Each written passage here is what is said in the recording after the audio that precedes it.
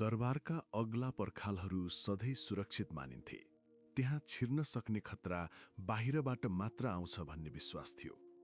तर सन् 2001को त्यो गर्मी सुरु हुनु अघि खतरा बाहिर थिएन, खतरा भित्रै हुर्किरहेका थियो।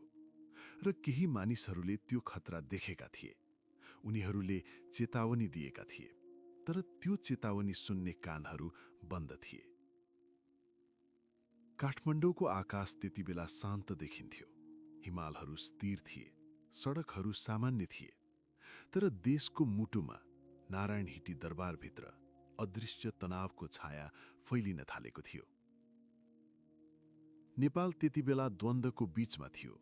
1996 देखि सुरु भएको माओवादी विद्रोह विस्तार हुँदै थियो। गाउँहरूमा गोली चल्थ्यो, सेना परिचालन भएको थियो, जनतामा डर थियो। यस्तो अवस्थामा राष्ट्रको स्थिरताको प्रतीक थिए राजा वीरेन्द्र। राजा वीरेन्द्र जनतामा लोकप्रिय थिए। उनी शान्त स्वभावका थिए। उनी संवादमा विश्वास गर्थे। जनताले उनलाई राजा मात्र होइन, अभिभावकको रूपमा हेर्थे। तर दरबारभित्र, परिवारभित्र एउटा मौन सङ्घर्ष चलिरहेको थियो। केही हप्ता अघि राष्ट्रिय अनुसन्धान विभागका केही अधिकारीहरूले असामान्य गतिविधि देख्न थालेका थिए। दरबारभित्रको वातावरण बदलिएको थियो। नियमित सुरक्षाकर्मीहरूले पनि केही फरक महसुस गर्न थालेका थिए। संवाद कम भएको थियो, अनुहारहरू गम्भीर भएका थिए। एक अधिकारीले आफ्नो रिपोर्टमा लेखेका थिए, दरबारभित्रको सम्बन्धमा तनाव बढेको सङ्केत देखिन्छ। यो केवल एउटा लाइन थियो, तर यसको अर्थ गहिरो थियो। यस्ता रिपोर्टहरू माथिल्लो तहमा पठाइन्थे। ती रिपोर्टहरू पढिन्थे, फाइलहरूमा राखिन्थे र धेरैजसो अवस्थामा त्यहाँ नै थन्किन्थे। किनकि दरबारलाई सधैँ सुरक्षित मानिन्थ्यो। दरबारभित्र कुनै खतरा हुन सक्छ भन्ने कल्पना नै गरिँदैनथ्यो। तर वास्तविकता फरक थियो। युवराज दिपेन्द्र, राजा वीरेन्द्रका जेठा छोरा, भविष्यका राजा, अनुशासित, शिक्षित र मिलिटरी तालिम प्राप्त। तर पछिल्ला महिनाहरूमा उनी परिवर्तन हुँदै थिए। उनको व्यवहारमा अस्थिरता देखिएको थियो। उनी कम बोल्थे, कहिलेकाहीँ एक्लै बस्ने गर्थे। दरबारभित्रका केही मानिसहरूले त्यो परिवर्तन महसुस गरेका थिए। केही स्रोतहरूका अनुसार उनको व्यक्तिगत जीवनमा तनाव थियो, विवाहको विषयमा असहमति थियो, परिवारभित्र मतभेद थियो। तर दरबारभित्रका समस्याहरू सधैँ गोप्य राखिन्थे। बाहिर जनताले केही थाहा पाउँदैनथे। भित्र तनाव बढ्दै गइरहेको थियो। राष्ट्रिय अनुसन्धान विभागका अधिकारीहरूले यो परिवर्तन देखिरहेका थिए। उनीहरूको काम नै थियो खतरा पहिचान गर्ने। तर समस्या के थियो भने खतरा स्पष्ट थिएन। त्यो कुनै बाहिरी दुश्मन थिएन।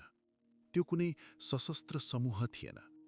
त्यो केवल एउटा भावना थियो, तनाव, असन्तुष्टि, मौन। र जब खतरा देखिँदैन, त्यसलाई गम्भीरतापूर्वक लिइँदैन। दरबारभित्र नियमित जमाघट हुन्थ्यो। हरेक महिनाको एक शुक्रबार परिवारसँगै डिनर गर्थे। यो परम्परा थियो, यो नियमित थियो, यो सुरक्षित थियो। कम्तीमा सबैले त्यस्तै सोचेका थिए। जुन 1, 2001 त्यो शुक्रबार थियो।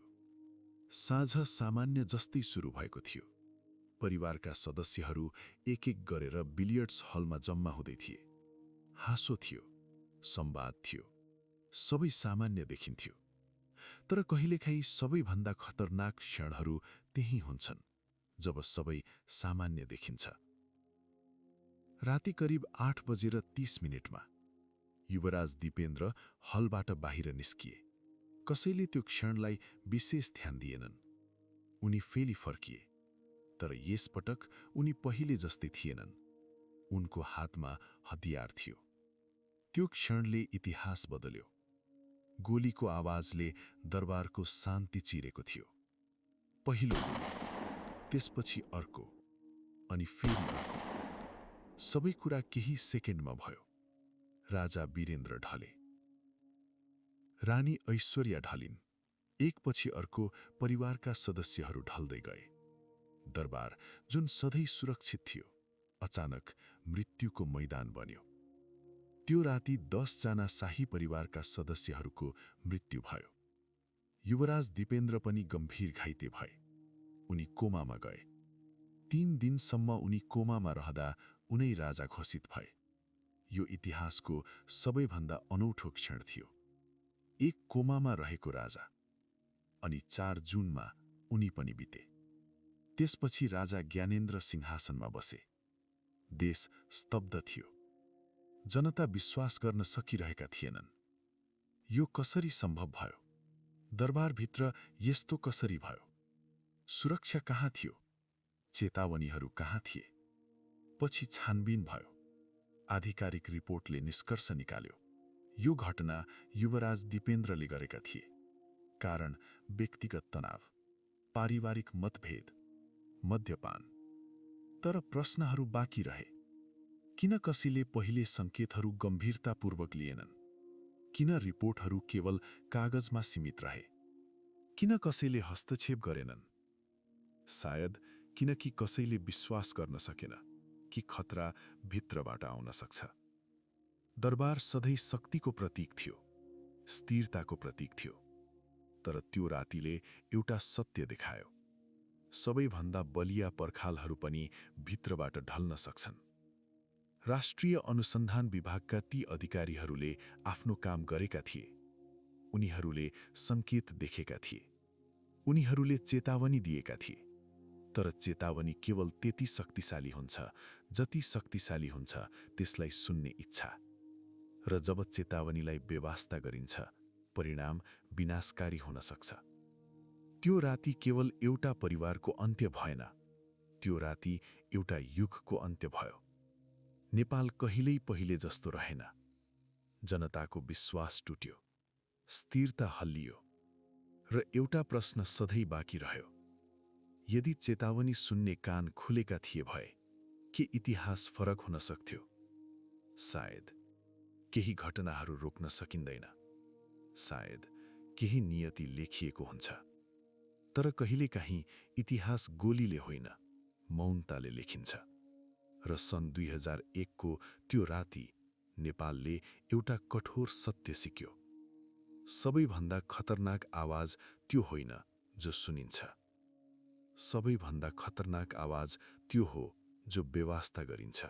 यदि तपाईलाई यो भिडियो राम्रो लाग्यो भने लाइक गर्नुहोस् र यस्तै नेपालको इतिहासका सत्य घटनाहरू हेर्न चाहनुहुन्छ भने एनी स्टुडियो नेपाललाई सब्स्क्राइब गर्नुहोस्। हामी फेरि अर्को भिडियोमा भेट्नेछौँ। जय नेपाल।